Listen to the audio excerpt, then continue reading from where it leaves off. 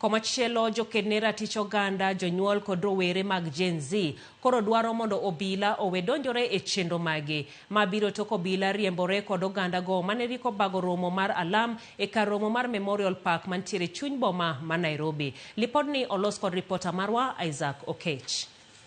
Down with police brutality, down with the killings, down. E kar romo mar mageuzi hub mantiere Kilimani e boma ma Nairobi. E ruoge mopogore mag Rowere boma bul mar June 25th movement obago romo mar alam. Maito obila donjore kodgi kendo riembogi e kar romo mar Memorial Park mantiere chuny boma ma Nairobi. Kama ne gichano bago e romo ni. Giduola chielo oganda gi okwedo obila kuom rocho chenro maggi. The rogue Ruto regime feels very much threatened that we are holding a vigil to remember our heroes. This is very sad, and it will go down in history that this regime killed young people. Oganda gi moting'o jonyuol mag rowere manonegi kinde ng'anyo mag Gen Z ga mokalo. Jokedne ratich oganda to kod rowere mag Gen Z wacho ni tarik 25 dwe mar auchiel higa mokalo en odiochieng' ma wigi ok bi wilgo kata matin. Nikech nene oyawo wang'i ni nitiere dwaro mar lokruok pachoka. June 25th opened up to the reality of change and death are both inevitable. We are going to choose one, and we have chosen change.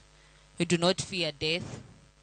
Our fellow young people have died. Blood has been shed in the streets of every part of this nation.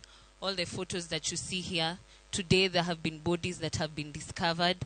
It's crazy what is happening in this nation. Kamano bende giseo sirkal kuom rem chiwo ratiro ne anyuola manowito nyithindegi e ng'anyo makamago ka koro gikwayo doho mag pinje maoko mondo mi okonygi.